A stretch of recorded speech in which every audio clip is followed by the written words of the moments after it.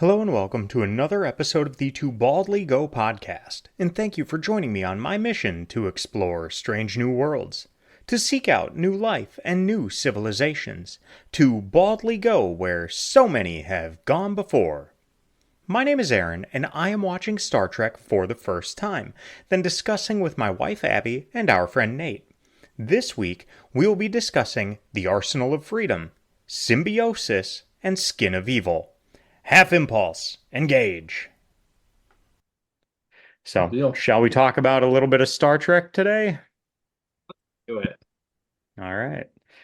So, our first episode, episode 20 of season 1, the Enterprise encounters a planet long dead, but technical equipment still functions for the purpose of selling off its arsenal, along with self-sufficiency, in the Arsenal of Freedom. So, Abby, we'll start with you. What did you think of this one? I said I didn't put my score down, but and this is a problem because you keep watching the other ones and then you base your score on the other two episodes versus as a standalone as we Yep. should be. And so I could easily be convinced on this one, but there are parts I really like. There's parts I didn't like. I'll give it a 7.5. Okay. I'll do 7.5. Key reasons being I thought it was some interesting parts. There were some parts that made no sense to me. But there were some really cool character developments. I was like, that was cool. I like seeing how this goes. I like seeing this crew develop, which made me happy on that. So, but I could be convinced to go higher, I think, if I listen to you folks. Hey, I generally enjoyed it. I remembered this episode. I remember them all. That's a really stupid statement to make. I've seen every episode of the show probably half a dozen times at least.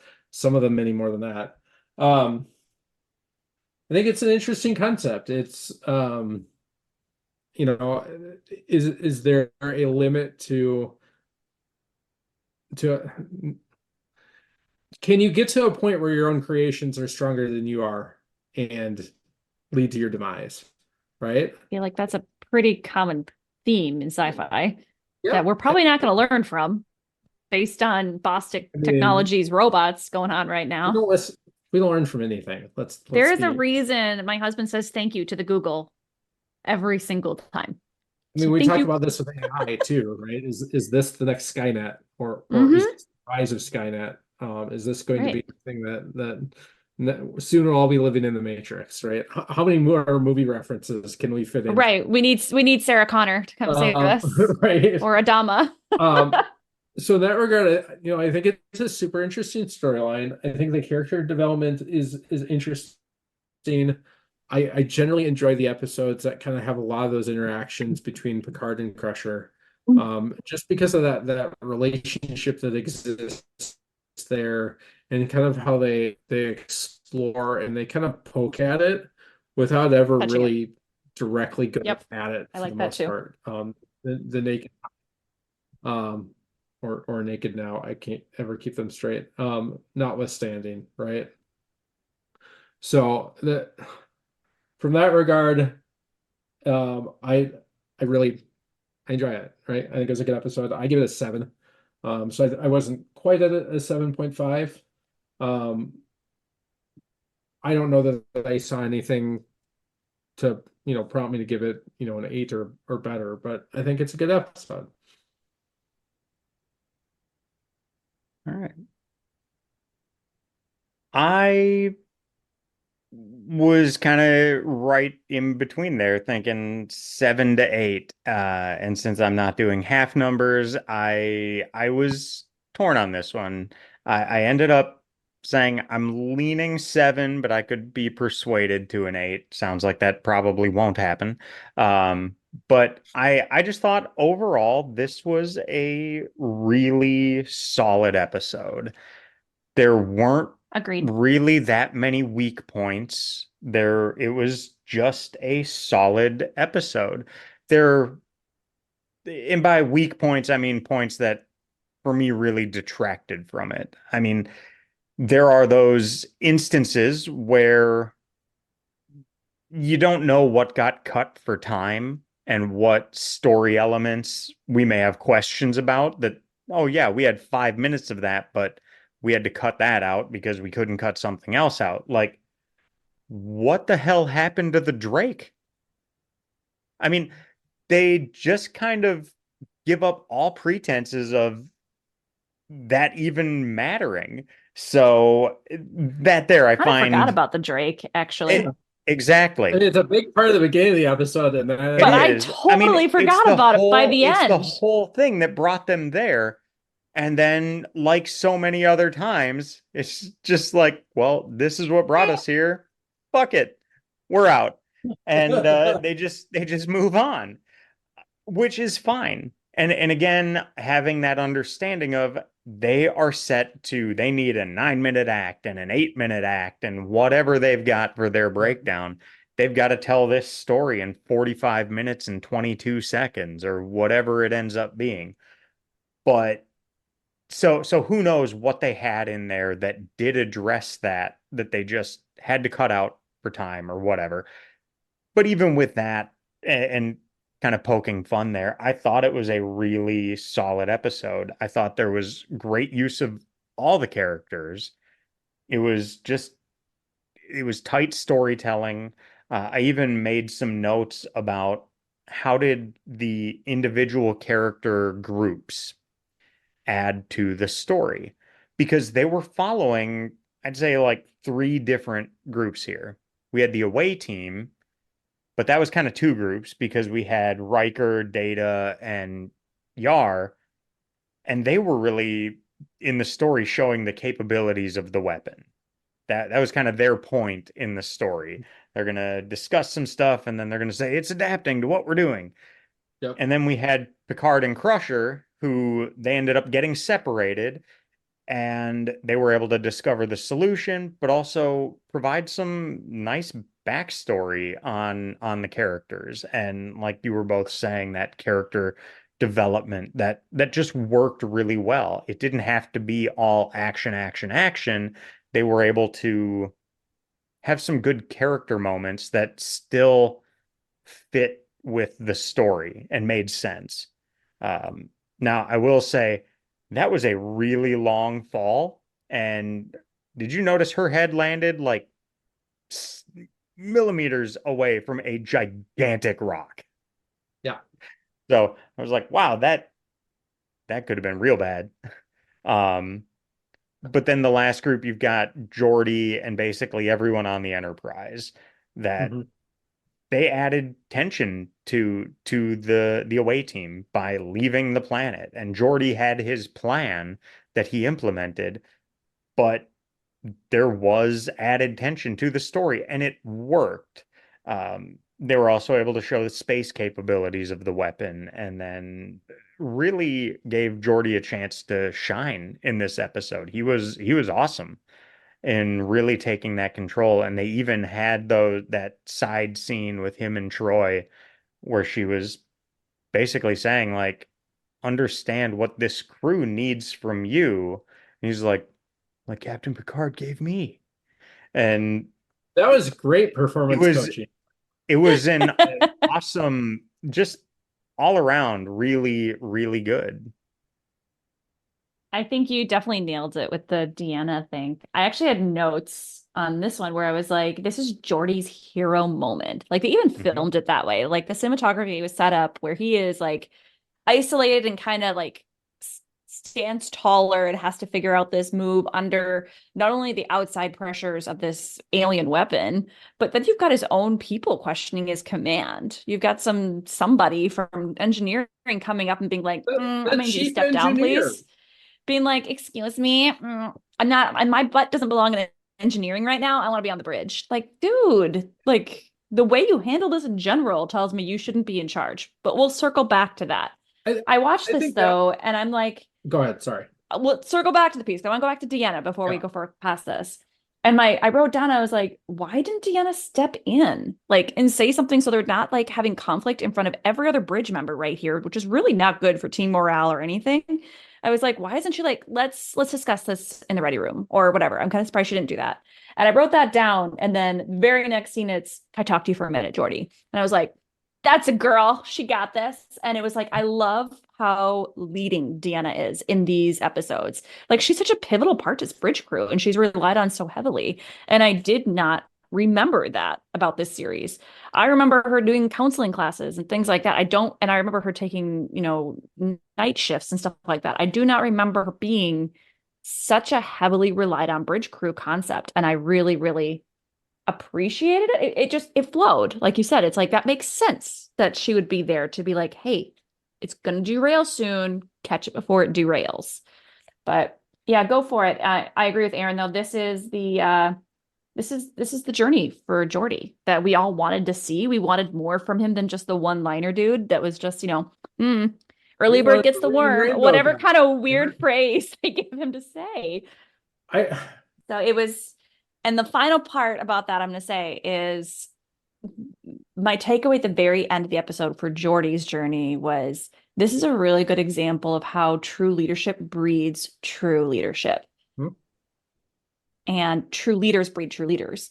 And it's from their actions, but they also do that effort to teach as they do it. It's not just by how they're doing it. So I feel like this goes back around to, a few episodes ago, well, I want to work here when I'm done with this assignment.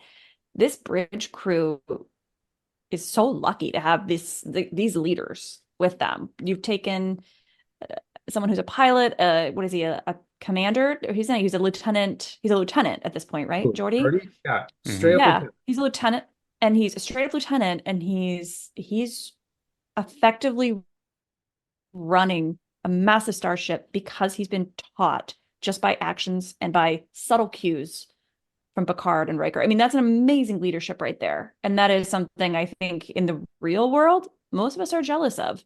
We want that. Like, hey, or we want to be that. Like, I want to be that leader. So it's a little bit of a hero worship on my part, I guess, for Picard. But it's like, oh God, I wish he was real. I wish that was a real life person, like doing those things and making those exemplary leaders like that. But yeah, I loved this as, to your point, that hero moment for LaForge. It is, again, character development to see him, again, kind of do something, right, and be more of an authority figure, and to show everyone how competent he is.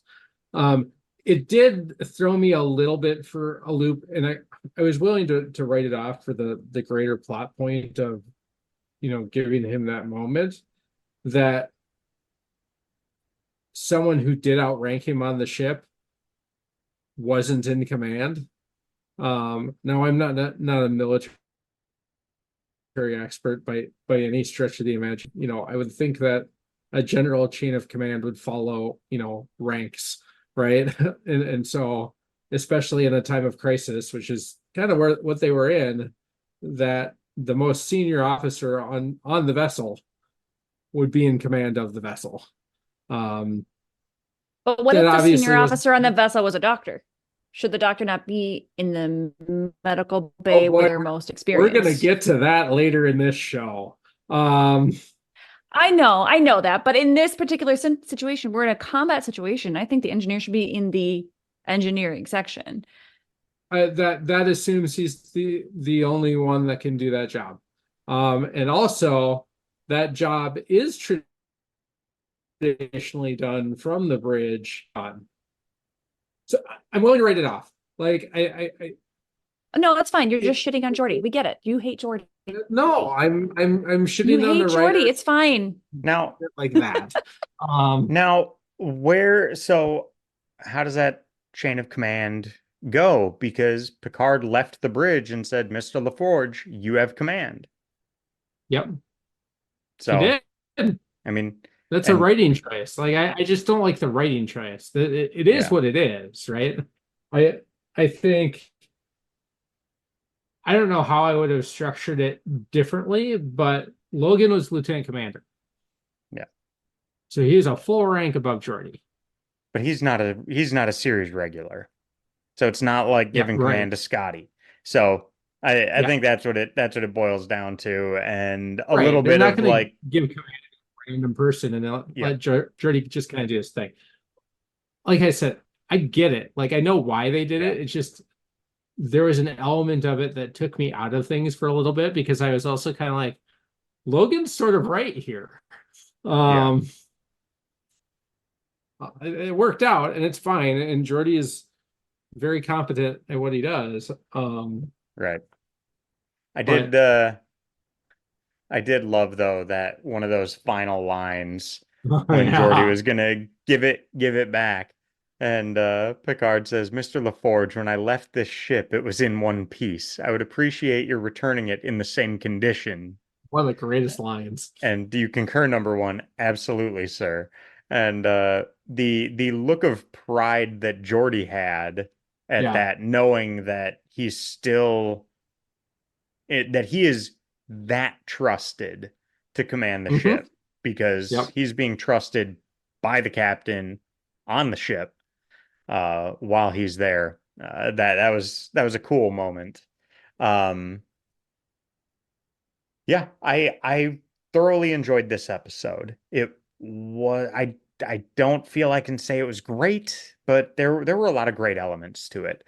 And there was nothing, like I said, that was really that bad about it. Interesting conversation about AI or autonomous weapons and the dangers those can pose, seeing as they wiped out two civilizations Clearly who not three were laws. responsible. Um, Now, I did have some things didn't quite add up with this. Was the one that was attacking the Enterprise a different weapon? Was that part of the demo? Because then when they shut it down, why did it still continue attacking? That was I think the one piece that of the episode that made me like, this doesn't add up. So again, this I mean, I'm guessing it's a explanation different was device, but maybe the explanation was cut for time, or that was one that was not an example of here for sale, but I think it looked very similar once they were able to get a visual, see the like atmospheric bubble around it or whatever they called it.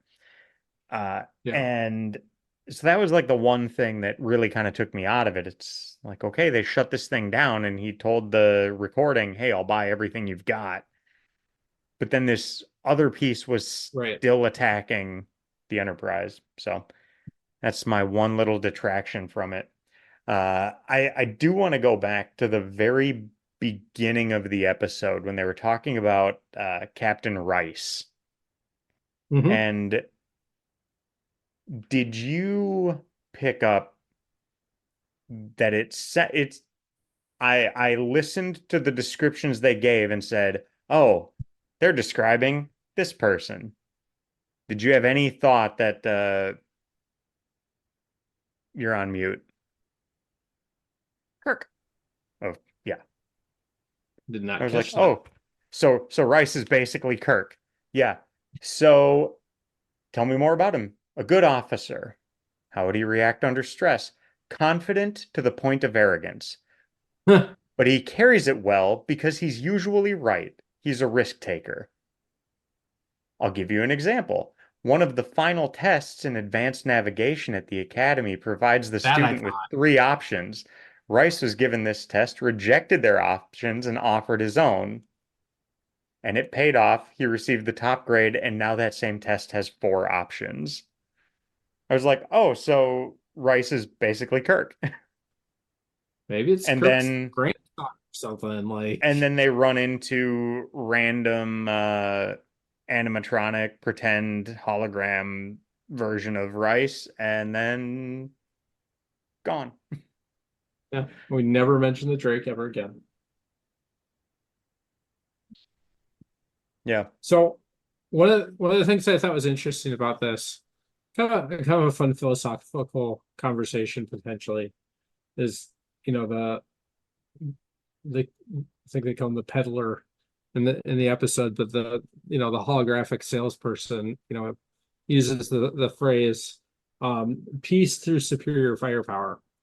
And I guess my question for the two of you is, do you believe that to be a true statement? And if you believe that to be a true statement, do you believe that that has a limit?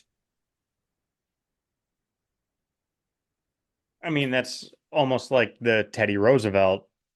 I think Teddy Roosevelt quote of "Speak softly, but carry a large stick." Yeah. Kind of that idea. I wrote that down too. Peace through superior firepower, and in a way, it's acknowledging that human nature to try to assume that others are going to try to take from you and take anything and everything. So you can only maintain that peace by having a threat of firepower, of whatever that might mean. So yeah, I think it's an astute observation.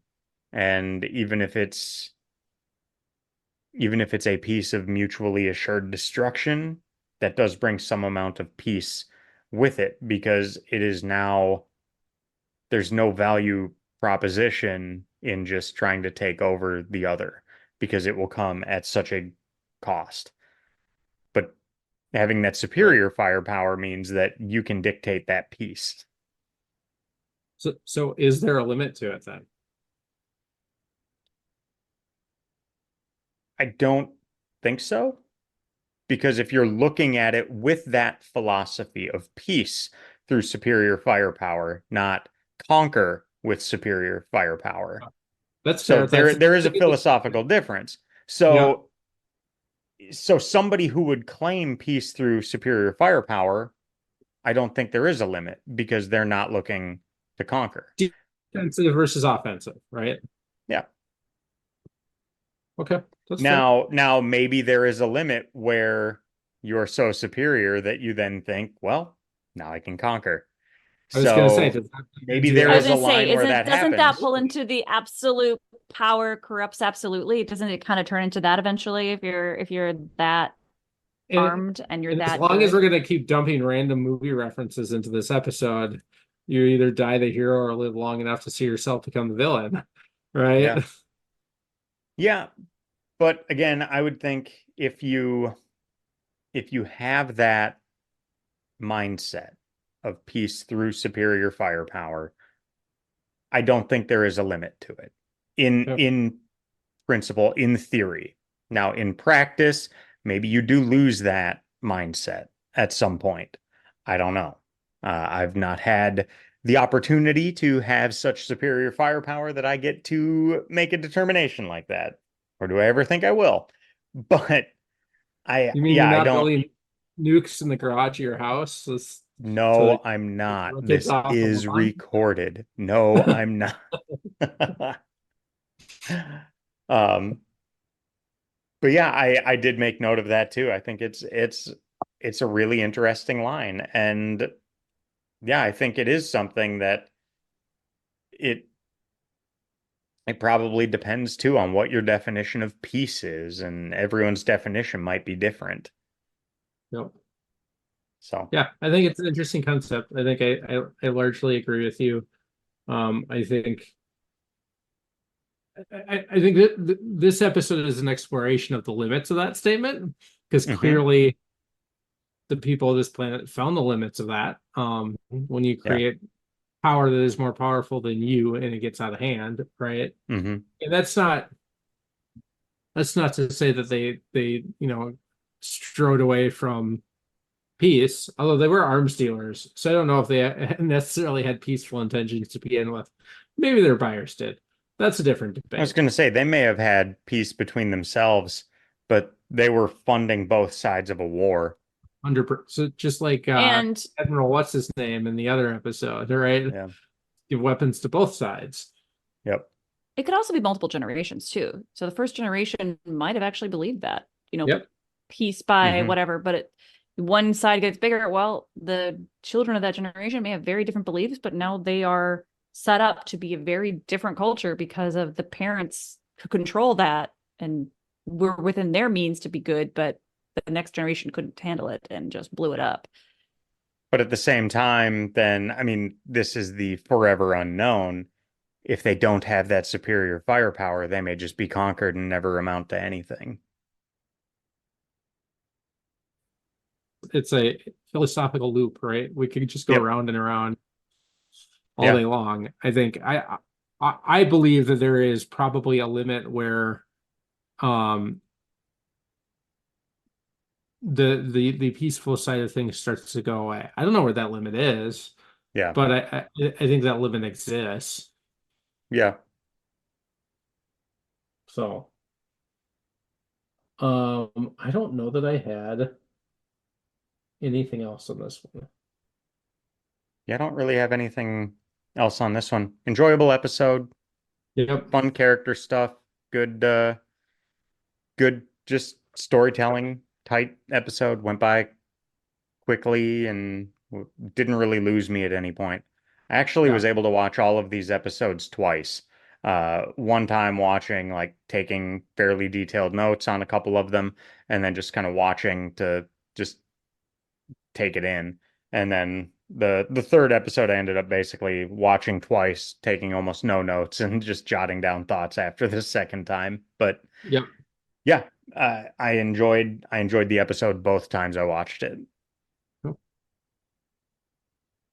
Abby, did You're you on have mute. any questions? Oh, she's on mute. It's like I have been working from home remote for 10 How many years at years now? corporate on the corporate level, and I still don't know how to unmute. I found it interesting. I found myself thinking about the difference between the military versus diplomatic exploration piece for the ship, right? We've been contrasting Kirk's Enterprise being more militaristic, Picard's Enterprise being more diplomatic exploration, right? But on this episode, we have some pretty aggressive situations, right? And it was brought to my attention, or I thought about how these ships have all the risks of a military ship, but they're not allowed to have any of the reactions of it. They have to keep their cool. They have to be diplomatic. They have to be not hot-headed about it. And that's got to be crazy difficult to be a diplomat in a militaristic situation. So it's literally you got your buddies with you on the front lines in these, especially bridge crew, with how these bridge crews are going on these away missions, but there's a good chance they may not come back. And they have to remain non-calloused on these getaways. And we'll see this far more, 2 episodes from now, obviously. But it was like, it's not to think like this is gonna be really hard. And I was thinking that after I was judging Tasha again for being crappy at security and losing Picard and Crusher, like, oh, they're gone. Huh? You lost your captain, man. Yeah, Like one job to do. How do you lose them? Like, what? I don't know. No shade to Denise Crosby. I think she does a good job portraying the character, but I do not appreciate the character of Yar. She's like people poo-poo on Wesley. I poo-poo on Tasha, apparently, because I just find her pretty much useless as a character. But because she doesn't find anything creative or effective to solve any situation. She always relies on somebody else to do that part for her. But still, hard to not be calloused on one of those things. And I don't know if I'd do any better. I think I'd probably do way worse. I'd be a horrible person if I was always either afraid for my life or afraid for someone I cared about right next to me's life. I don't think I could handle these situations as well as they do. Well, and I think in general, like, I don't think anyone would argue the point that it takes a very, different kind of person to, go into the military and serve overseas and things like that. And that's not like, not everyone can do that, right? It takes a certain type of person to be able to maintain that level-headedness, to put themselves in situations of danger, but know that they're doing it for a greater good somewhere else. And all these different things, right? So I think that's kind of a reflection in some cases on that type of person, right?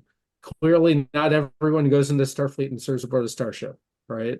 But there are, a select percentage that have that mindset, that have that, those set of skills where they can handle complicated situations well enough to avoid uncontrolled escalation, right? And I think, that's probably true of almost, to a certain extent, almost any role. Now, most roles don't, have human lives at stake, right? But not everyone is wired to go into IT. Not everyone is wired to go into finance. Not everyone is wired to go into a medical field, or to teach, all of those different things. It's people find their path, right?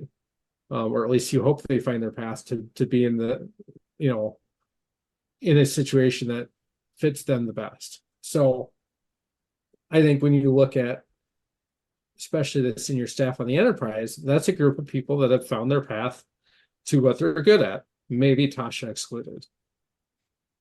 So that's, I think, what I'm trying to say is that's an incredibly rare individual that can do both. Yep. Be both a soldier and ranked and follow that kind of soldier route and, on task like that, but then also remain etic and be leaders among that and have that diplomacy side of it as well. So I'm saying, like, it's playing two roles in one position. So it's incredibly difficult to do. Agreed. Yeah. Abby, do you have any trivia on this one? Nate's a trivia Or man. should we just move on to the next Or quiz episode? questions. Are we done with quizzes? You guys weren't getting many answers on the quizzes. They were too hard. I thought I was getting all the answers on the quizzes, but okay. Okay, I was trying to be nice to Aaron. Only you were answering questions on bullshit. quizzes. And then the trivia questions usually got to him first. So I assume if you were doing trivia, we didn't want to double do it. Yeah. Do we have trivia? Oh yeah, we have trivia. There's some interesting here. So the sand in the cavern that Picard and Crusher fell into was infested with fleas, which made the shoot an utterly miserable experience for Patrick and Gates McFadden, who are under constant attack by the mighty creatures. Oh. Can you imagine? That's horrible. Gross. So the miniature of the Echo Papa 67, the little flying thing, was built using an old Legs pantyhose container and a discarded shampoo bottle. That's awesome. You build what you have laying around. Right? Yeah. Well, and it's one of those things I've heard so many times. You look at props from TV or you look at anything and somehow they look fine on screen, but in person they look like shit. Terrible. Well, I always go back to one of the funniest things to me was when the Phantom Menace came out and Qui-Gon Jinn had like a communicator or a scanner or something like that, and it was a lady Schick razor that they'd spray painted gray. That's all it was. Yeah. So Yeah, did you guys hear my echo going off in the middle of that? Yeah. They don't necessarily damn it. like fabricate everything they need No. for a show. They're just why like, would you? If you could that's just something we spray can paint paint. something and have it look convincing, that's fine. Yeah. So the second time, obviously, we see the saucer separation sequence, which we didn't really talk about in this episode. But as you, because it was just a saucer separation, it wasn't an emergency saucer sep. Despite that, the fact that it wasn't an emergency saucer sep, it was, as you might imagine, reused footage from that episode because you're not going to reshoot it. It's the exact same scene. I'm sorry, how are they going to reshoot it? There's a reshoot. Yeah. For those of you who can't see Nate, he's got his hands up in the air and he's showing us the separation with his fingers. Damn right I am. Much like doing the Thriller dance. Yes, it's pretty much what it looked like. Come on. All right. When questioned by Captain Rice, Commander Riker answers that his ship is called the Lollipop, claiming that it is a good ship. Everyone remember that scene? Yes. This is a reference to the Temple song on Good Ship. Let's see what else. Title is based on The Arsenal of Democracy, one of U.S. President Franklin D. Roosevelt's fireside chats, where he proposes to help countries threatened in World War II and keep American neutrality. We must be the great arsenal of democracy, which is interesting considering you referenced Theodore Roosevelt not that long ago. Yep.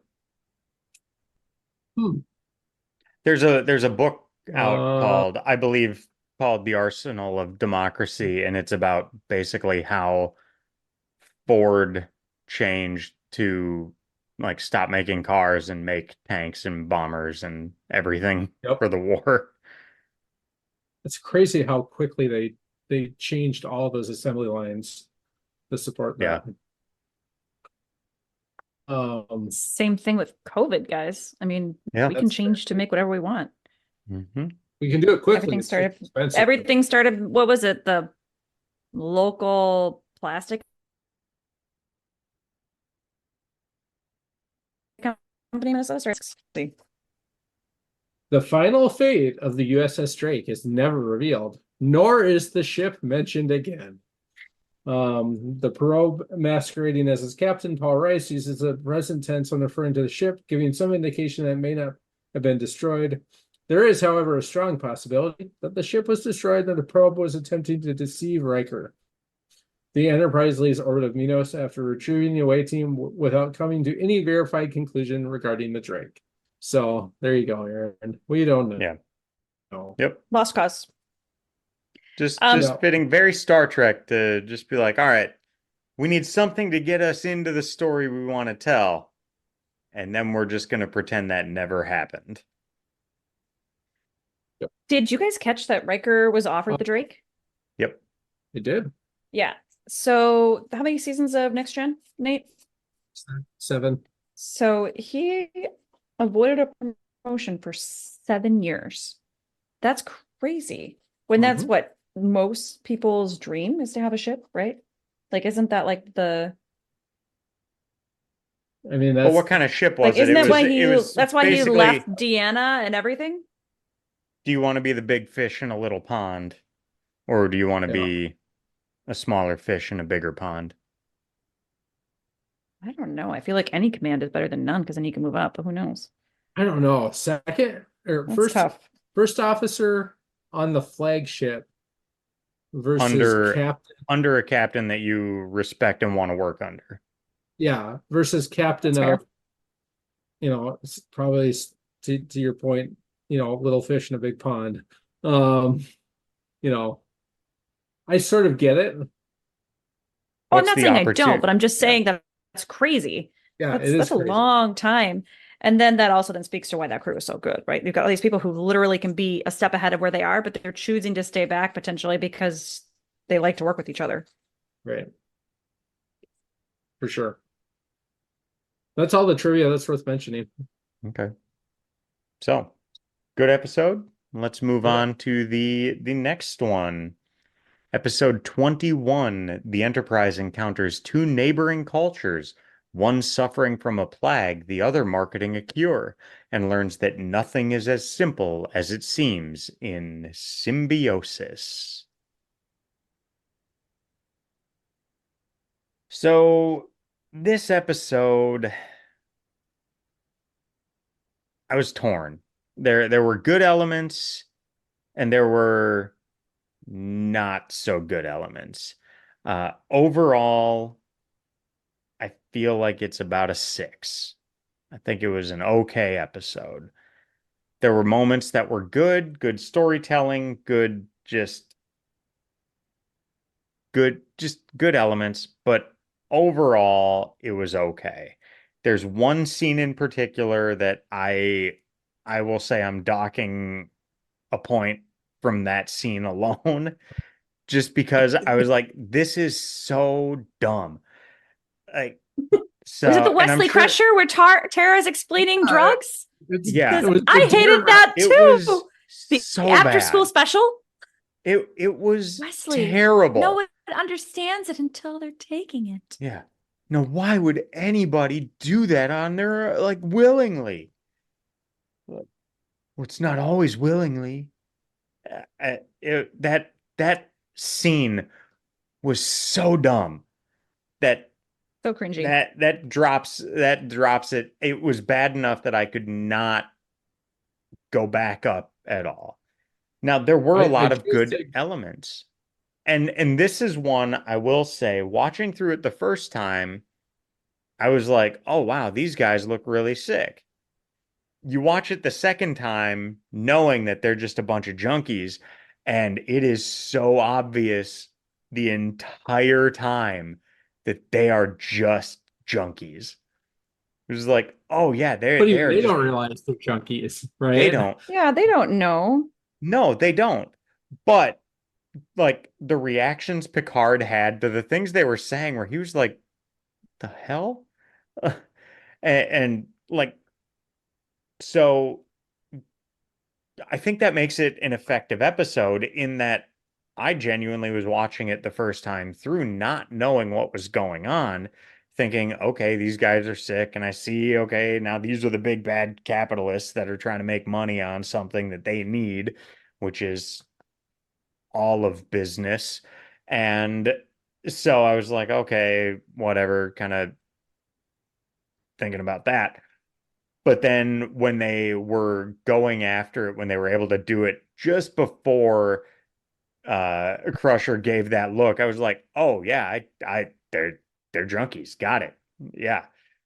But then going back and watching it that second time, it's so clear the entire time that that's what's going on, even though not saying that they're not being genuine, they're not trying to be deceitful or anything.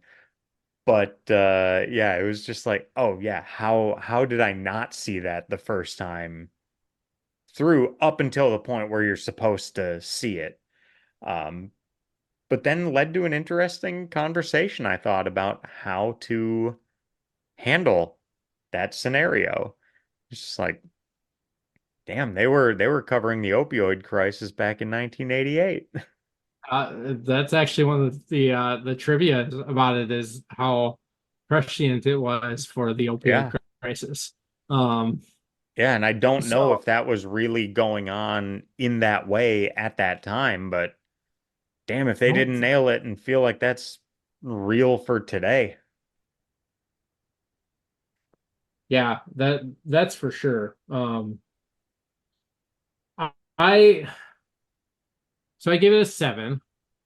Um, I wanted I to. also I also didn't deduct a point for that scene, as dumb as it was. And yes, my notes literally were, here's our dare message. Aaron will think this is heavy-handed. It's literally what I wrote down. Oh God, um, where did I write my note?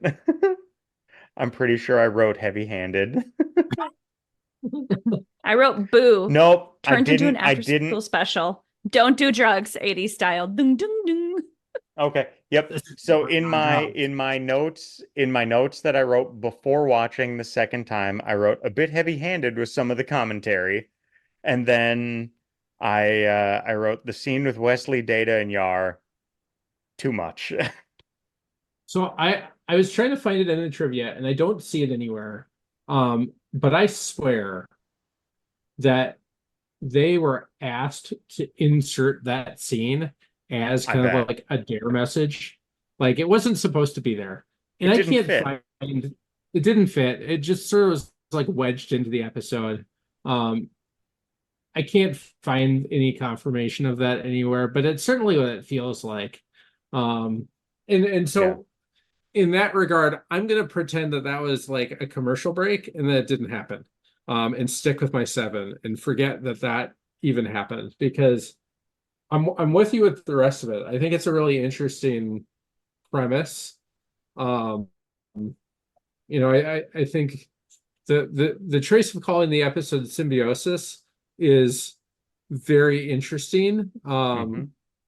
Because the ultimate debate in the kind of the underlying theme for the whole episode is this a symbiotic relationship or is this a parasitic relationship? Yeah. Right? And you could kind of argue both of them. There's some moral and ethical complications to Yep. basically forcing an entire population of people to be drug addicts in order to keep your own civilization going. But Yeah. The way they described it, it was a very interesting line. And I yeah, don't know if I agree with it or not, but it did summarize their relationship. And they said they called it mutually beneficial. they provide us with the necessities of life. We provide them with necessities of living. Yep. Because without them buying, the Breckians have nothing to offer. And the Ornarans can't live without it, or so they think.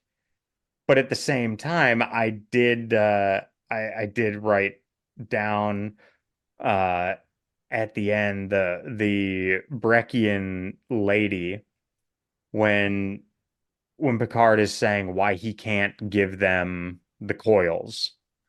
And she says something like, "You're absolutely right, Captain. It's not your business." And my note after that was that lady is pure evil. 100%. Like Pure there is not evil.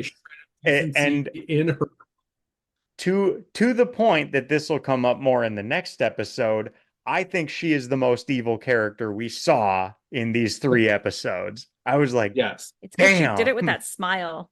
It was It, that yep, sickly sweet smile that made it so awful. that was it. It was like, She oh, stabs you with a knife. you are pure evil. Hmm. And not because she's trying to make money as a business, but because she is just that way. Well, I think you It's can, deliberately destructive of people. yeah, And you that's can terrible. cross a line Yep. where business is great, making money is great. You can Yeah. cross a line from you know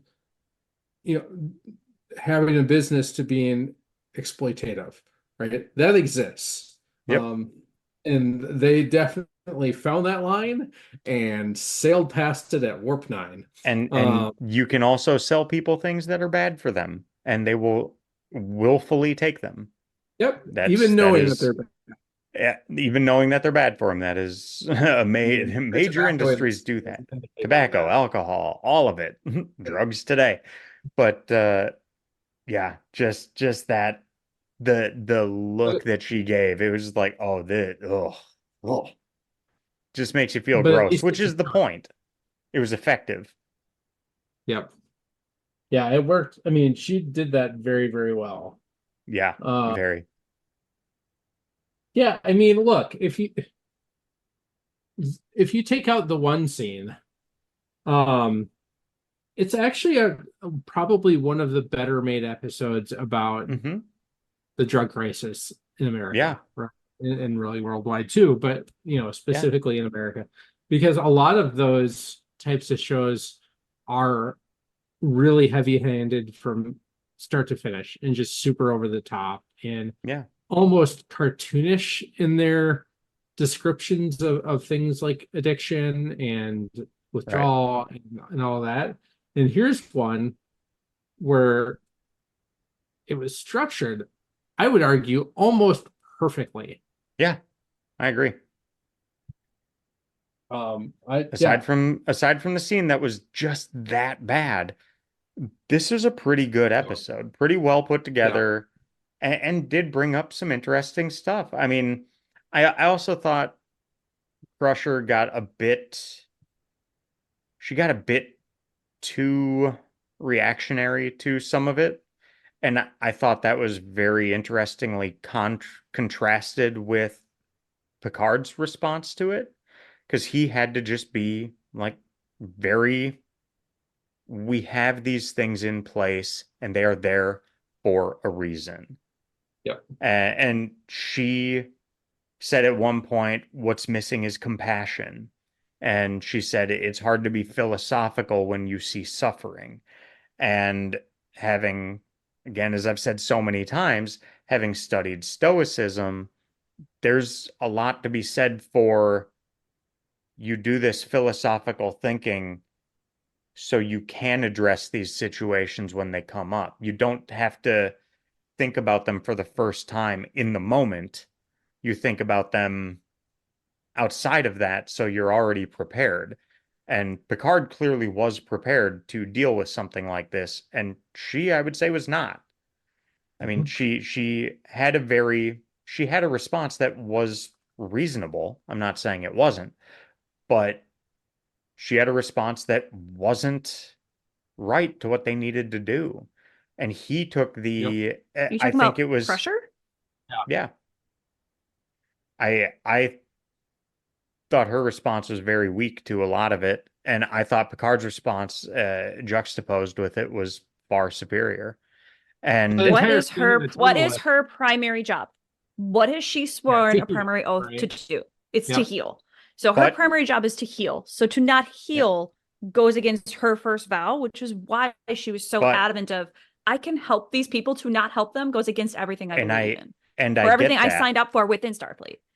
and I get that. But then Picard has the trump card there by saying, perhaps in the short term, to what end? Because giving them something else wasn't going to solve the problem. And it would then be compounded by the fact that Picard also noted the Prime Directive is there for a reason and it works. And every time we interfere, it is devastating. It doesn't work out for the people we are purporting to help.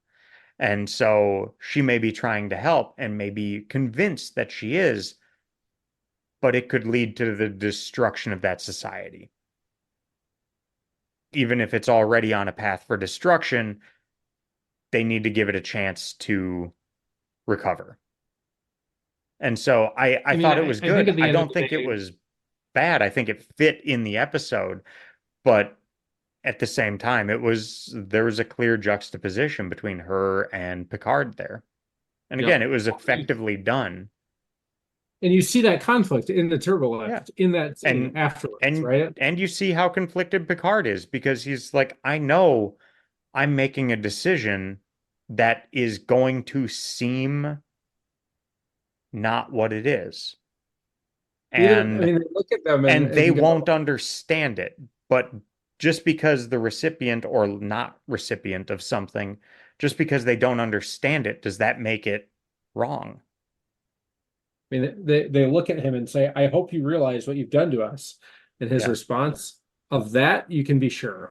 Yeah. Like, yep, sure do. And and he is saving them because I mean, yeah, they're going to have some terrible withdrawal symptoms, but were they going to die from it?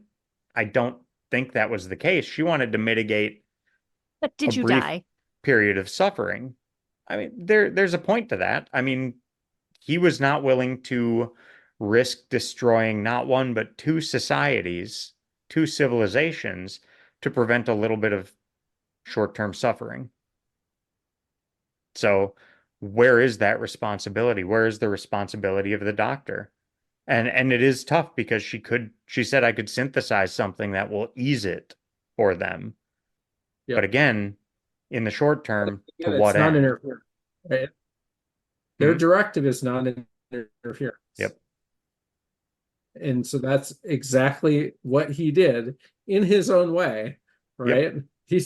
You kind of interfere anyway, but you know, But he's interfering by not.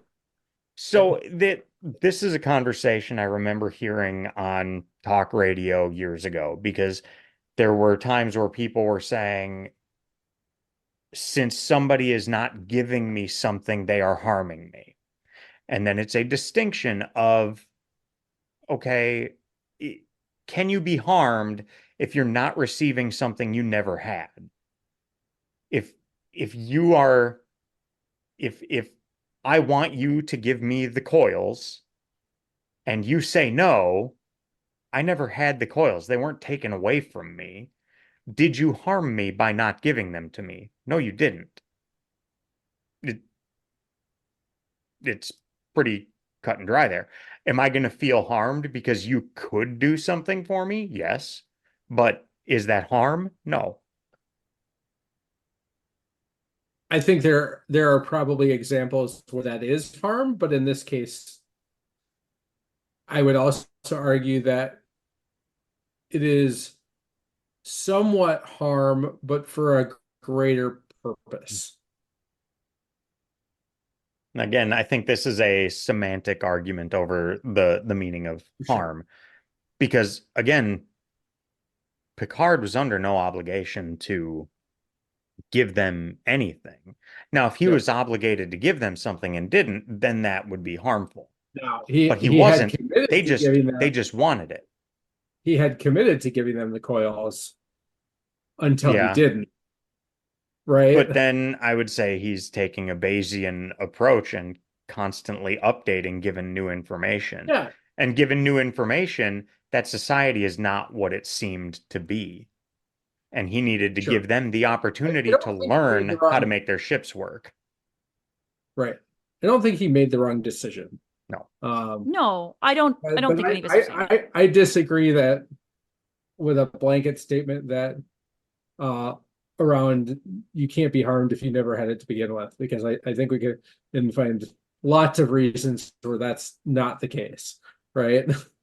So again, I'm talking with like obligations are different, but there are going to be far more scenarios where somebody is thinking or claiming that they have been harmed, but they really have not been. Yep. That's because fair. they don't have a proper understanding of what that actually means. And that's where I think those guys fell on that spectrum. Then I'm as heartless as Picard. The script a little bit on it? Go for it, Abby. What if they had asked, you're really civilized, you've got a really civilized ship, can you help us cure this plague? Do you know how to cure the plague? Would they then be obligated to tell them in that case, because they're asking for aid in that specific area? I don't know if they'd be obligated, but I don't think that would be a violation of the Prime Directive, because wouldn't that be that civilization, or at least somebody from it, actively trying to improve so they're not stagnating? Yeah, I don't know if I have a good answer. Because they weren't looking to improve. They were looking to get their fix. Not that they thought of it in those terms, but they were looking to get their fix, and that was it. And then they wanted their ships fixed so they could get more of their drugs. They weren't looking to. So here's a question too, though. Can they even think straight when they are on drugs, though? Did they have the capacity to ask the right questions at that time, given that they were high? Not by any fault of their own. I would say no, simply because they couldn't even fix their own ships in that state. Yeah. But I don't. But does that expectation expect them to do any of that at that point when they're literally? I don't know. Well, then I think the thought was you can't fix your ship. You're either gonna fix your ships or you're gonna run out of this, and then you're gonna deal with some pretty awful suffering for a while as you withdraw, or you deal with the withdrawal symptoms, and then you will be clear, or you'll be back to being free of this and understand. And then the flip side of it, those Breckians knowing, and that's why he said it's a point of knowledge, and that's why he was able to have that frank conversation with the Breckians, because he was like, I'm not telling them anything they don't already know. And that, I think, is a key point. So if they knew to be asking, I think we're changing this discussion a little bit, because if the Breckians weren't a part of it, let's just say that they were making this drug for themselves off their own planet, right? And their machine broke that made the drug, right? they would have helped them. It wasn't to help make it because they didn't think that they could get help to do better. It wasn't because Crusher's drug wouldn't actually help them. It wouldn't be because they wouldn't learn how to fix their own ships and everything like that.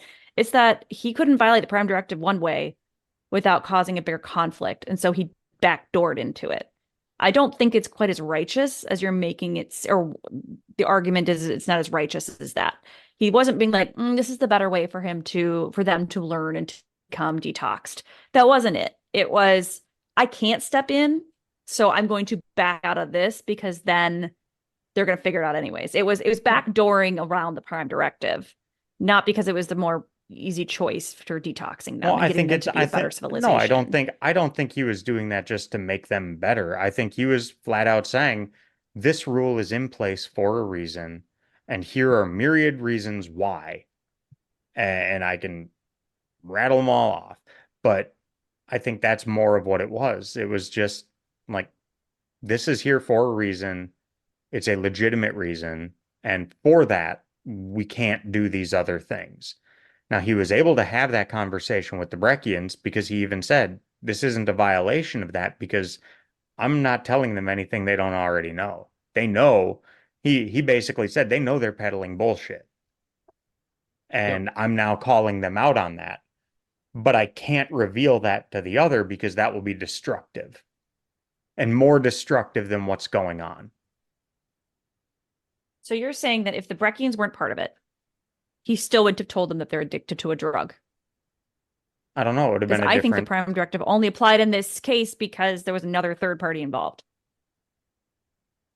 It very well may have. But I mean, they were then essentially dealing with one civilization, just happened to be two planets in one system. And it could have been destructive to... I mean, you just go back to why the Prime Directive is there. I think. Now, I think they also present it as this is not a great scenario. This is here's something that sucks. It seems like we're not being compassionate. It seems like we are not easing suffering of people that we could easily help because we know the answers. But it will be worse for them if we try to step in and do this. As has been shown every time we've tried to step in and do this. Because instead it'd be worse if I step in. I think that's only because the third party's involved, though. Maybe that's my understanding of it. Like, they would have stepped in and helped them. Well, if the Breccians were involved. I think what do you though. Think, Nate? He's so quietly staring at us. We can look back though at all the. I'm listening and processing because I don't know that I have a solid answer for either one of you. Well, let's think about all the episodes in the original series where they didn't really follow by the Prime Directive. And how many times did they come in and say like, oh, hey, yeah, we're going to give you this new little bit and basically sentence your society to death. And later, we're out. I mean, that happened many times. So they have had that. And we had those discussions where it's like, oh, so I guess the Prime Directive isn't really a thing right here, is it? And so they really did condemn a number of societies to death in the original series by doing exactly that, by saying, hey, you're doing something that is harming yourself. Nobody else is involved, so let's try to show you how to not do that. And then almost every time ended up leaving with some pretty dire consequences.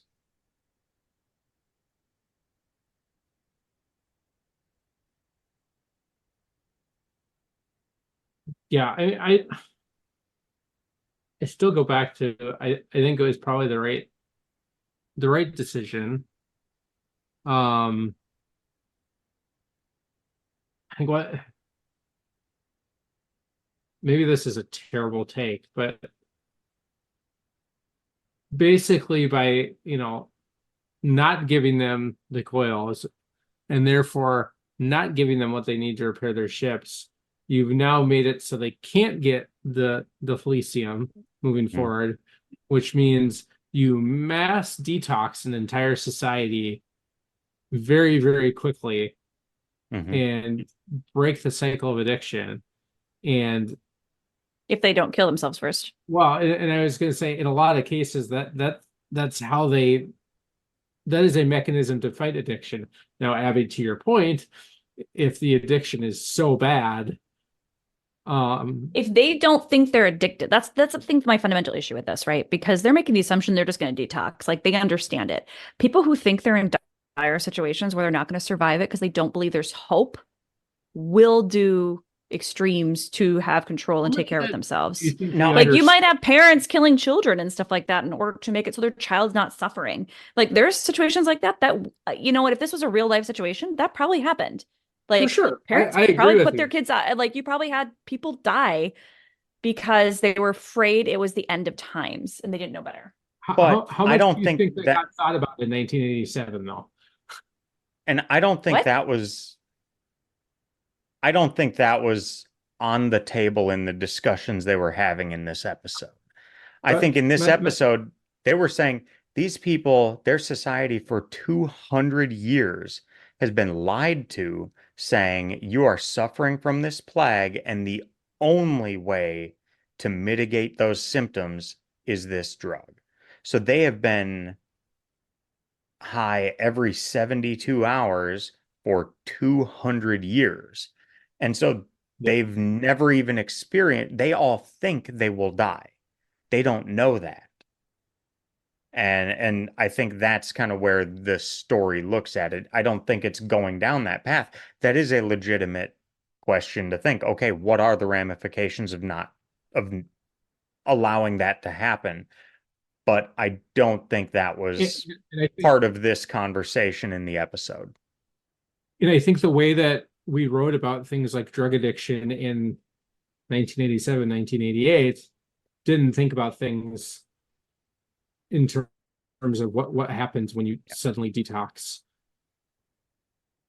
you know, and come down from something that you've literally been addicted to your entire life, right? I just don't think that is taken into account. So the assumption is they don't take it, they're miserable for a couple of days, and then life's good again because it's just a drug and you can stop taking it anytime and be okay.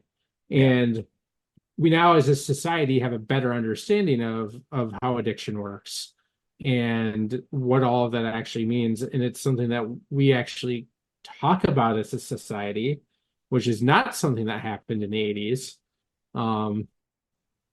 So I think it's easy to understand why they would write it like that in the episode, because it's kind of how drugs were looked at at that time.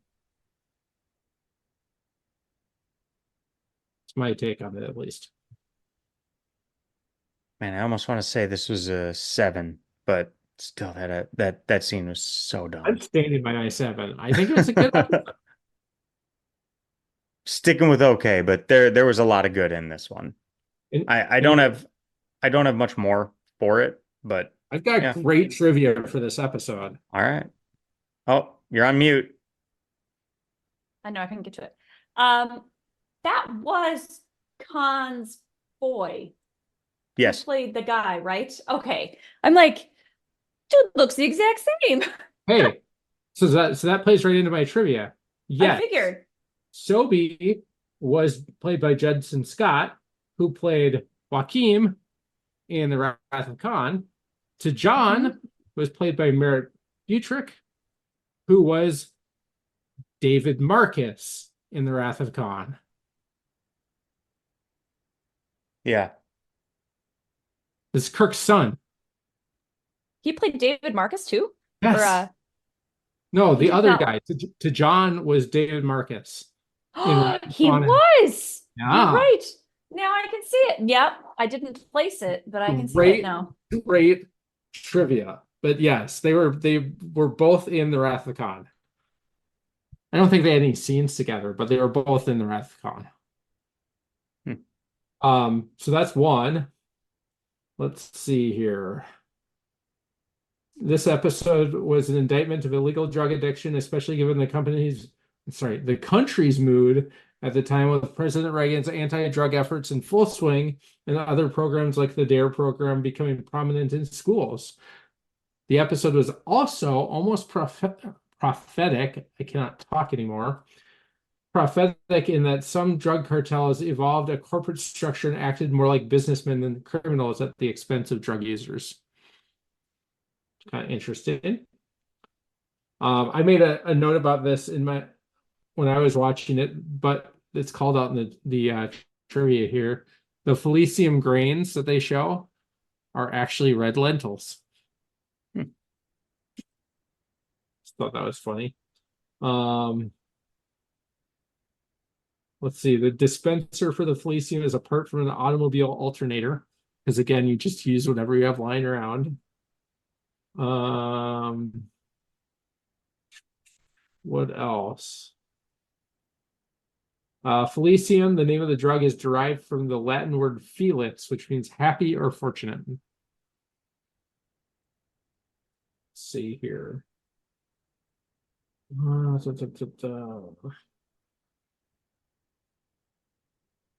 Tasha and Wesley's discussion about drug abuse marks the only time in this series that the two characters have a conversation.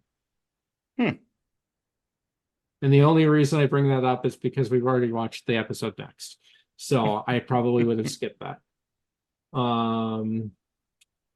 Let's see. The alien's ability to use internal electricity as a weapon is very much like the ability of Loki and Beale in the original series episode, Let That Be Your Last Battlefield. Yeah, I did make note, like, what's with the like, and then like electrocharge? Don't address. There's no explanation of it. It just happens. Yeah. The original series episode Menagerie, there's a quote about how people who become dependent on narcotics give up building and creating and even forget how to repair the machines left behind by their ancestors. In this episode, we see this idea being fulfilled. And that's about what I got. Okay. I did have a couple other notes that go with some, we'll say, just not frustrations, but frustrations I've had previously. What were they looking at the very beginning? The sun in the Delos system. And they talked about the solar flares and things like that. Like we've said before, it's just like, no, Sol is our sun.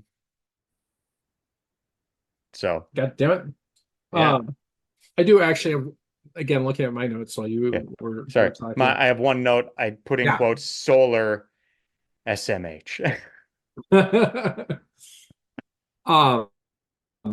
This is another one of those episodes because it doesn't really have a happy ending. Right. It's similar in like Menagerie or City on the Edge of Forever, where it's kind of the last line or two, very depressing and kind of puts a cap on the episode. And here is destinations. Picard says, I don't care. Let's just get some distance between us and this system. And that's the end of the episode. And I thought that was a really great way to end it. Yep. I liked it too. Because you could tell there that Picard really cared about what he was doing. While Crusher says we need to have compassion, or what's missing is compassion, he's understanding that he is giving compassion in the way that he can, even if it's not well received.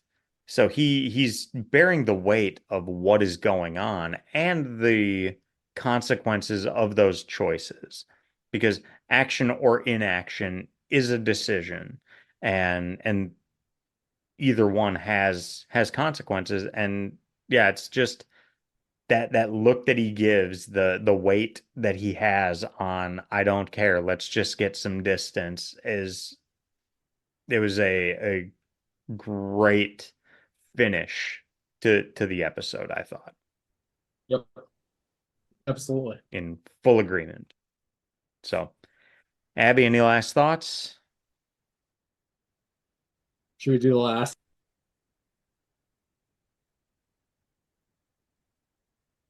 None whatsoever. Just waiting to see if she's going to be on mute again. about the Yeah, 10th time this episode. she still is. You're number one. All right, to be fair, let's go to the final episode of this week, episode 22. Counselor Troy is held captive on a deserted planet by a slick, black, oily, sentient, and immortal puddle of evil in Skin of Evil. So I thought, what? Is it my turn to go first? We have a delay again, No, by the way. I know it's been rough on my end almost the entire time. Yeah. But I thought this could have been straight out of the original series, this almost entire episode.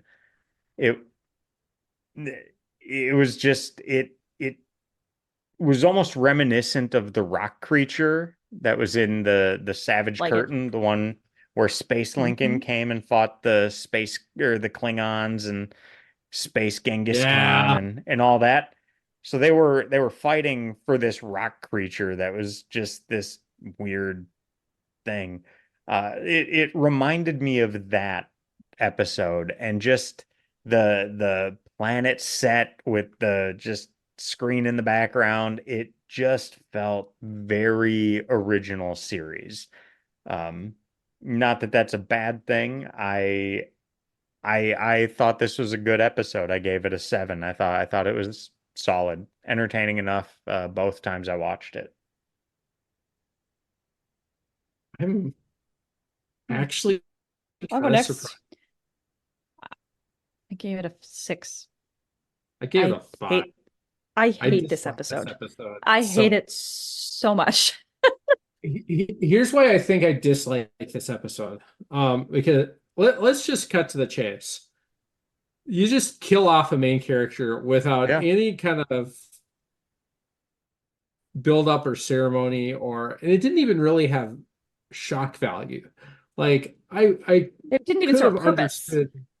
Yeah, it just was really, really dumb. And I get it. I don't think anyone on this podcast has had a lot of love for Tasha Yar. Totally understand.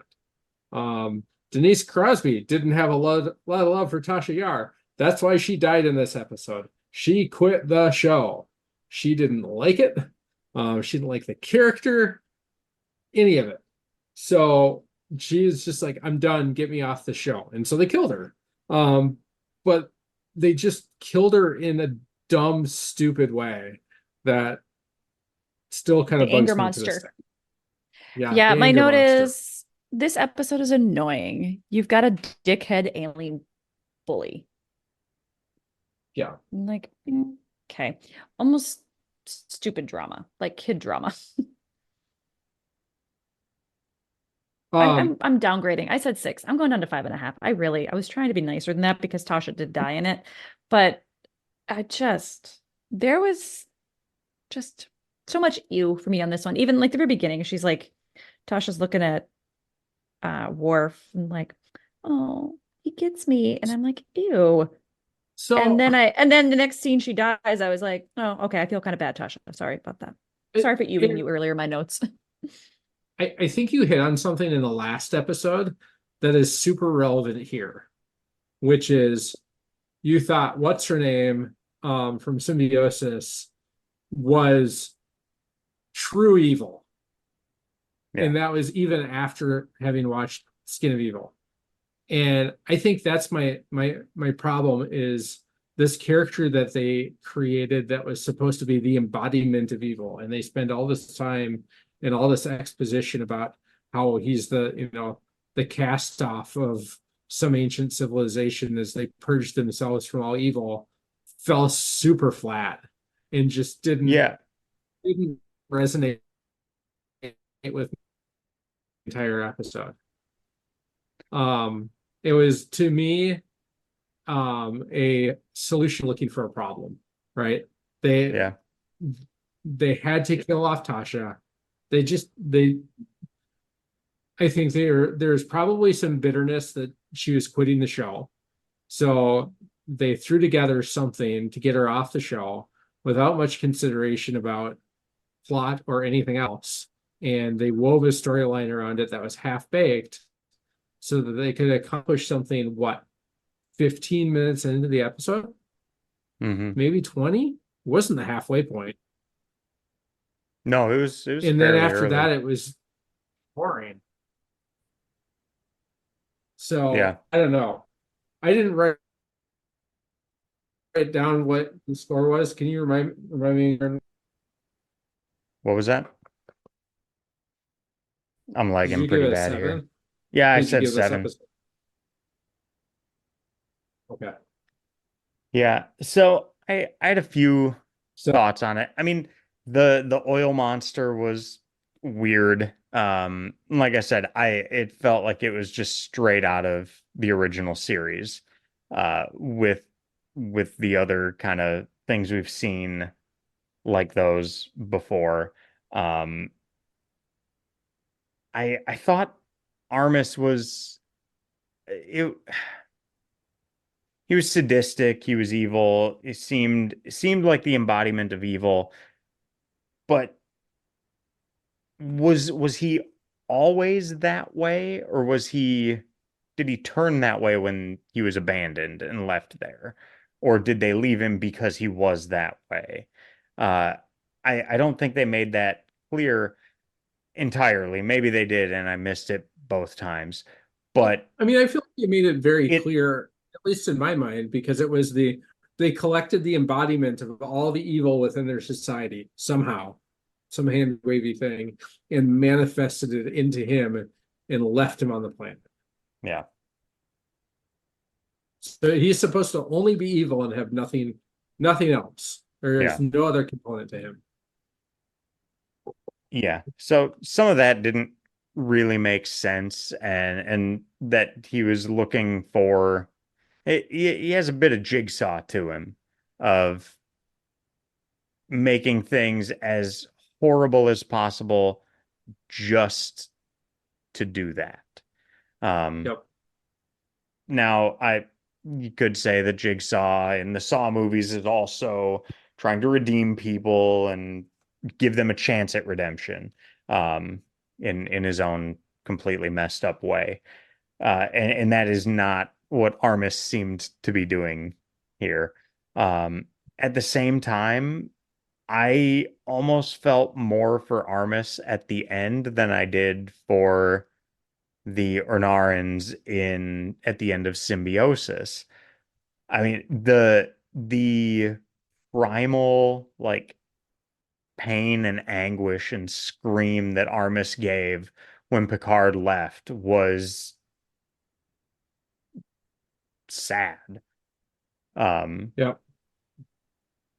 which then I felt almost made him a more compelling character in a way. Not that I think it's even going to be a super memorable character, super memorable episode aside from Tasha dying.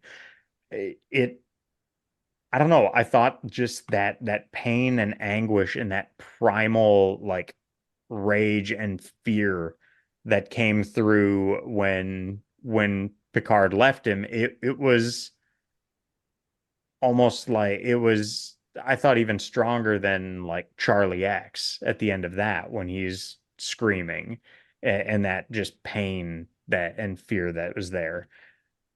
But could Armus be redeemed if there was nothing redeemable about him? And they basically just said, "Yep, we're just going to make a note. Nobody can come here. It's restricted." Whatever they said on it. But yeah,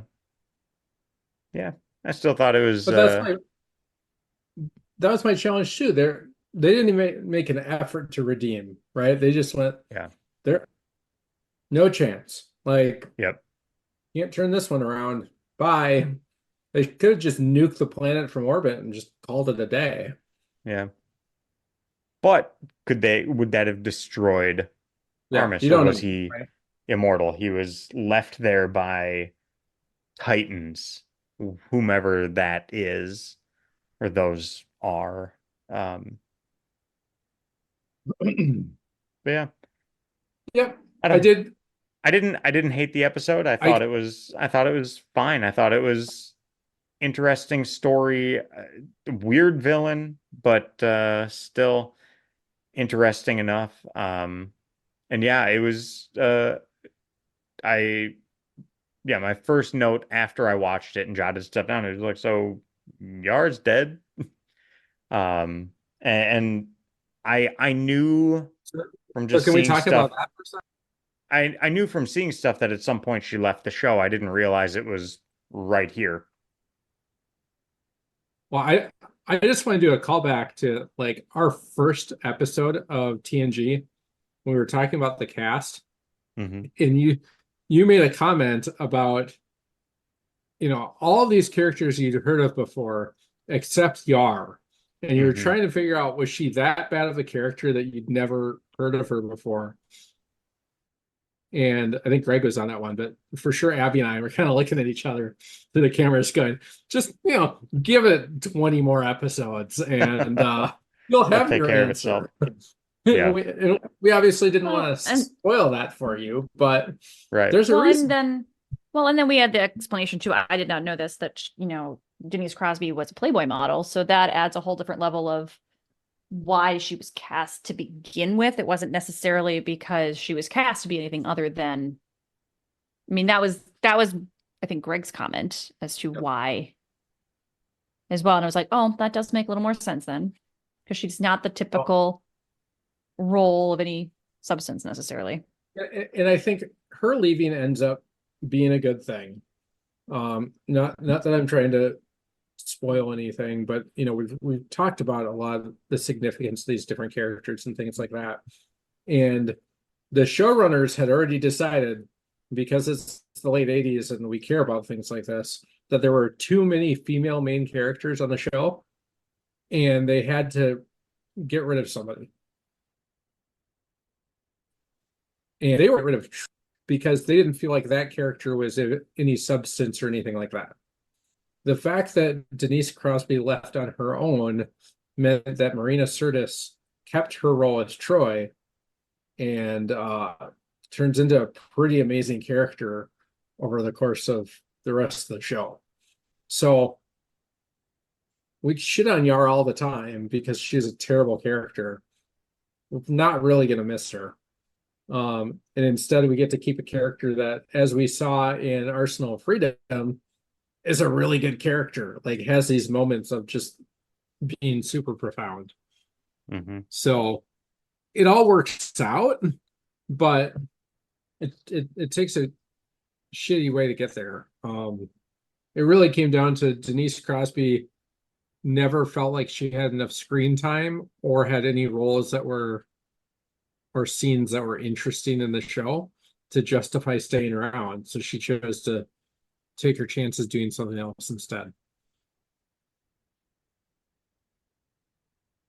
And then 30 years later, she did The Walking Dead. She did, didn't she? I forgot about that. Oh yeah, she was a cannibal. She led the cannibals. It was gross. So I do, you know, going back to, we shit on Tasha a lot. I actually tried to be nice to Tasha on my final episode of her. I was like, oh, it's this episode. Okay, be nicer to Tasha on this episode. Yep. And I went back to the memoir at the end, right? Mm-hmm. And she's talking to everyone there, and I love that piece of it. But I like what she said to a lot. Yeah, it was well done. Yep. And I mean, even, you know, this is subbing off of my own thing here, but even Data's response to it and being like, I find that I'm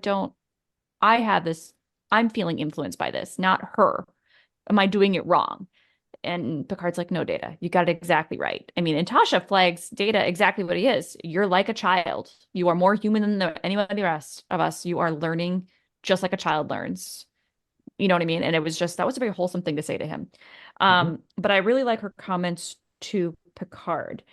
She says, you weren't a father figure to me, or not as what I thought, but you were, she said something along the lines of, I want you to be proud of me. I wanted to make you proud of me. And my immediate thought was, I just watched another show with said that exact phrase to him. And then I was like, interesting. Is this the start of Ro? Is this like that concept of Picard being Wow. a mentor like that to someone? That was nearly the exact phrasing of the relationship that he and Ro will have Holy later on. crap.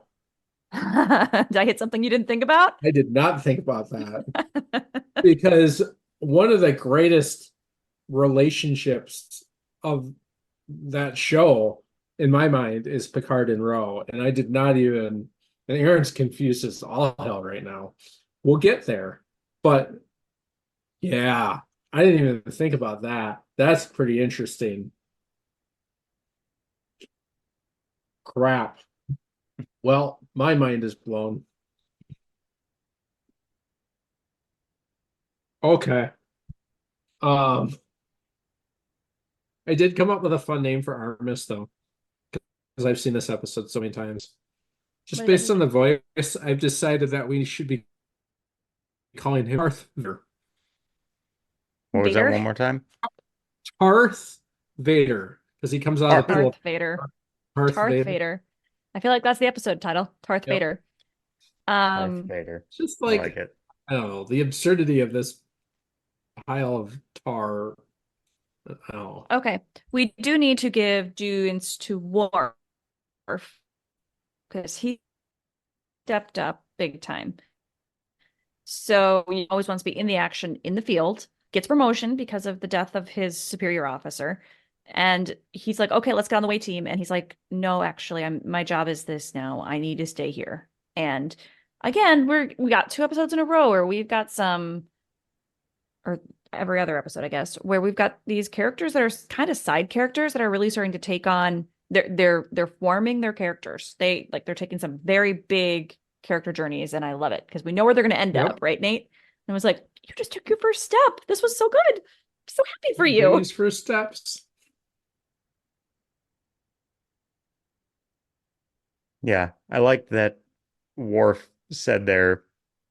His message was basically like, we're not going down there to kick ass. I'm gonna be able to better serve the mission up here and acknowledging that rather than just probably going stereotypical Klingon and just running in guns blazing.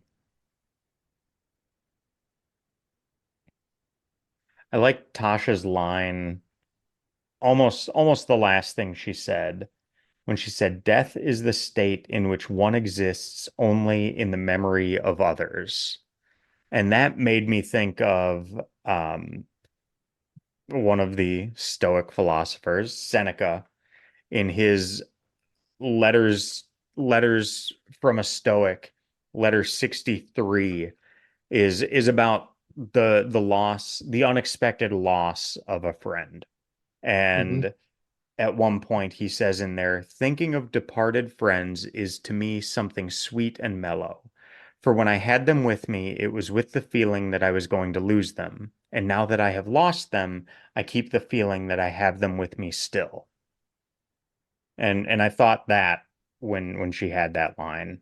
Um, yeah, just it's a good letters, Yeah. some good philosophy and how to handle things like that and handle loss. He does also say, let us therefore go all out to make the most of friends, since no one can tell how long we shall have the opportunity. So I thought that was just a fitting, like it made me think of those lines Yeah, when very similar. Tasha said that and just how she said this that means it's not goodbye. Um, thought that was Yep. a nice Therefore, it's not sentiment at the end of the episode. Uh, did you guys I catch? think I really Go ahead. sorry. The lag is so much fun. I really think that memorial scene may be the only redeeming quality of that entire episode, and without it, I probably would have rated it lower than what I did. Yeah, that's fair. Um, did you catch? It was I thought it was an interesting interaction between Armus and Troy when they come back for her. And he's saying to Troy, I lied to you, they came back. And he's basically saying, like, he had said they're not going to come back for you and all of that, and then she's kind of pushing back, but he says they care for you, you must be very special. And Troy says, we're members of a community, we all care for one another. And Armus says, equally. And she pauses and then just moves on. She does not answer that question. But you could Yep. see he was even getting into her head because he knew, because he was like, equally? And yeah, I thought that was just Yeah. a good Well, a good interaction there was a there. good Imzadi reference in there, so he Yep. knew that there was something else going on. Mm-hmm. Yeah. So, So, I mean, the other interest, Armis taking control of them and doing different things, right? Of, yeah. forcing phasers to be pointed. Um, you know, but I think it was Picard that had the phaser. I can't remember. It's been like Data 2 weeks since I did. watched this. Data did, Data and had is it? it. And I have no control over the phaser, therefore I would not be the instrument of his death. And hmm just interesting things like that, right? Of just like kind of calling his bluff every Yep. step of the way. I'm like, I'm gonna make you kill somebody. I didn't do it. Like, you didn't make me do anything. I'm Yeah. not in control. Right. Um, So kind of I don't have too many more thoughts on this one, but kind of my last thought was I thought the scene at the end was very nice. Very nice scene, nice send off to the character. Even if we kind of nothing to the character for the most part, still a nice send off. And that image of Data standing there at the end. mhm. Now, I don't know how this played out when it initially aired. Watching it on Paramount Plus as a streaming service, it then smash cuts to the credits with the loud Star Trek credits music. It was Fanfare. very jarring and really detracted from the scene. This was where they needed to do the 24 move of there were like five times there there I can't even see it. No. All we see all of a sudden is just All we a see cat. is Like the cat face entire, like that. yeah, just cat.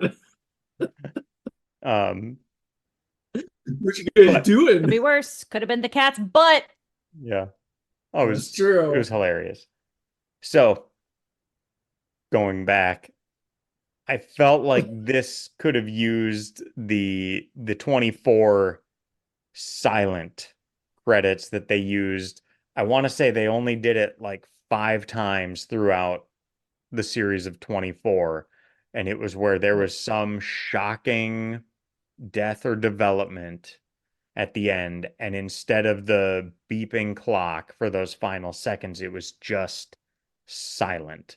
And I agree. you had that, but then it was just, and I'm sure it's just because of watching it on streaming, because I'm sure then it would have gone down to that small part in the corner and then they're moving on to a commercial or whatever else. But the way the music came across was so jarring after such a somber, solemn scene. Uh, I thought it hurt the impact of that final scene a little bit because I don't want to say the music for Star Trek sounds particularly like joyous, but it's really, really energetic It's definitely a and it's fanfare. loud and it's fanfare. So it just so did not meet the tone of that final scene, which was such a nice scene. So doesn't fully take away from it, but in that moment it was just like, oh shit. Yeah, I could see that. I hadn't thought about it, but yeah, you're right. There would have been a pretty, it would have been pretty impactful to do something silent Yeah. after. But like you said, though, she wasn't, they didn't necessarily leave on good terms. Yeah. So is that something that they were really gonna I don't. do? I think I don't even know if she's a particularly well-loved character Right. in public, right? I don't. I I don't know. I feel like if they were going off on that bad of terms, they wouldn't have given her a nice send off. Yeah. So I think they gave her a nice send off, and it was sweet to see Data standing there just alone at the end. Yes. Um, That was cool. That was very, very cool. but yeah, like I said, then just that music was just like, oh, whoa. But yeah, other than that, I don't have a whole lot I don't more know. to say on this one. The trivia is fun for this. Okay. So if we're ready for that, Abby, did you have anything else you want to? Okay. I know it's getting Nope. late. I So, want to hear the trivia. all right. So when Riker was sucked into Armus, Jonathan Frakes was in fact submerged in a pool of Metamucil and printer ink. Gross. During a break in filming while Frakes was lying on the beach, covered in the sludge, LeVar Burton approached him and said, "Frakes, I never would have done that." Printer ink and Metamucil. Good times. Sounds terrible. For the where Riker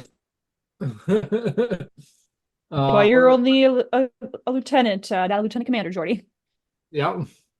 For the scene where Riker is pulled into the oil, a stuntman was used as a stand-in for Jonathan Frakes, which kind of contradicts the one before. I don't quite get that, but maybe they did multiple takes. When Riker's face emerges from the oil, it was actually a plaster cast of Frakes' face painted black. So that's kind of cool how they achieved that effect. Prometheus quotes the dark spirit Demogorgon in Percy Shelley's Prometheus Unbound when he says, "All spirits are enslaved, which serve things evil." Let's see.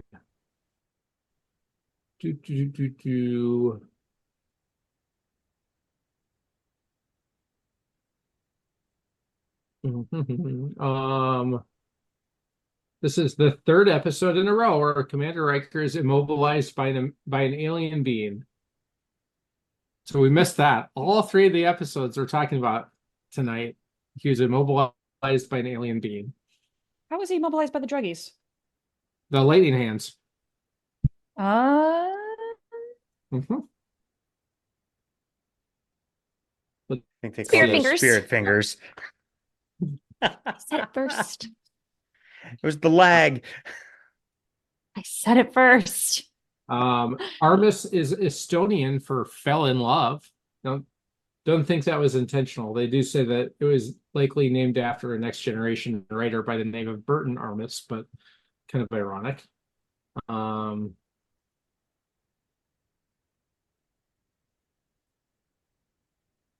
Let's see here. The tears shed by Marina Sirtis during Yara's memorial service were real. She and Denise Crosby had become particularly close during the series, and Sirtis was sad to see her leave. Denise Crosby has said that if she had more scenes like the one between Yar and Worf at the beginning of this episode, she would have more than likely stayed with the series.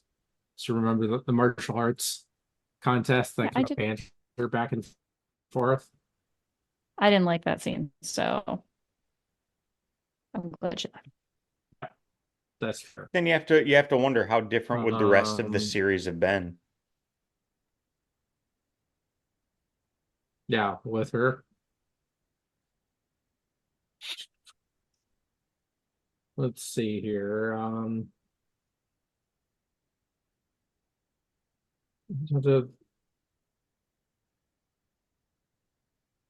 The original title was The Shroud, another name for the entity, and during the funeral memorial scene, Commander Riker was supposed to have signs of the shroud still on his face. Which is kind of interesting. That would have been an interesting effect if he actually, I kind of liked that. Yeah. If he still had it, like scars from it or whatever. That'd be cool. Most people involved with the series felt that this episode was an unmitigated disaster. Not only did they have problems making an oil slick a believable character, but they felt that the death of Tasha Yar was a low point in the evolution of the series. Now, this is back before it was acceptable to seemingly randomly kill off main characters, like Yep. in Game of Thrones. Well, I mean, a lot of times it happened in the book, though, so I know. it wasn't But as random, but there were a few for sure. that's why I said So there is one piece of trivia that I held back from Symbiosis because of this episode. And I want you all to go back tonight before you go to bed. You have to do it. Oh, it's required. So Skin of Evil was actually filmed before Symbiosis. So if you go back and you watch the final, not the final scene, but the scene right before Crusher and Picard get in the turbo lift and have that discussion of the Prime Directive, watch the two of them walk out of the cargo hold and look in the back to see Tasha standing there, smiling and waving at the camera. That was the final scene she shot for Next Generation. And she's way in the background. If you're not actually looking for her, you won't see her. But go back and watch it. It's there. That's a nice little Easter egg. Yeah. So Okay. Go back and Did you check. know that prior to reading trivia on it? Yes. I was trying to remember which episode it was because I always thought it was the episode after Skin of Evil. But it's Symbiosis. It's the episode before. And it's only because they flipped the airing order of them. That's all I got. That's the trivia. Well, there you go. And just like that, in the days before Game of Thrones normalized and made it acceptable, evidently main characters were still expendable. While none of us seemed to have particularly cared for the character of Tasha Yar, it was still a bit shocking to see her killed off, and in such a meaningless way. Even though it was a fairly meaningless death, the series still gave Tasha a nice, touching send-off, my commentary on the immediate jump to the fanfare notwithstanding. It was a nice way to say goodbye to the character nonetheless. But it did make me think about other prominent deaths in TV shows and how those were handled. Spoilers ahead. One of the TV deaths that has stuck with me most over the years was Edgar Stiles in, you guessed it, Season 5 of 24. Locking down the room just to see him run around the corner, absolutely devastating. The realization as it sets in on everyone, nearly 20 years later, and it still haunts me. Marshall's dad in How I Met Your Mother, even knowing it's coming, when I realize it's that episode, there is a visual countdown throughout, it still hits hard. Of course, there's the Red Wedding, Christopher's death in The Sopranos, Tony's death in The Sopranos, if you get what I'm saying, Rita's death in Dexter. But all of those were profound, impactful, meaningful moments in those respective shows. There was a gravity around those scenes, not just the death, as it were. I'm not sure Tasha's death received that treatment. I guess hers was a bit more like Colin Zabel's death in Mare of Easttown, sudden, immediate, and shocking. Or most of the deaths near the end of the movie The Departed, again, sudden, immediate, and shocking. Now, will this advance the story overall? I guess that remains to be seen. It's always strange to see a character killed off, especially when there isn't much foreshadowing of it. It doesn't seem like it was a foregone conclusion. At least, I don't think there was any foreshadowing. Maybe I missed it. Maybe I'll pick up on more when I eventually revisit these episodes in the future. I could probably find more deaths in various stories to discuss, but I think this is probably a good spot to call it for this week. If you're watching along with us, next time we will discuss the final 3 episodes of Star Trek The Next Generation Season 1. We'll always have Paris, Conspiracy, and the neutral zone. As always, I want to thank you for spending your time listening to our conversations about Star Trek. If you enjoy what we're doing, please do us a favor and share with a friend. Also, leave us a rating and a review on your favorite podcast app. You can find us on X at Baldly Go Podcast and To Baldly Go Podcast on Facebook and at ToBaldlyGoPodcast.com. You can also find me at AaronEmery.net. For Abby and Nate, this is Aaron reminding you to never give up, never surrender. Don't do drugs, 80s style. Dung, dung, dung.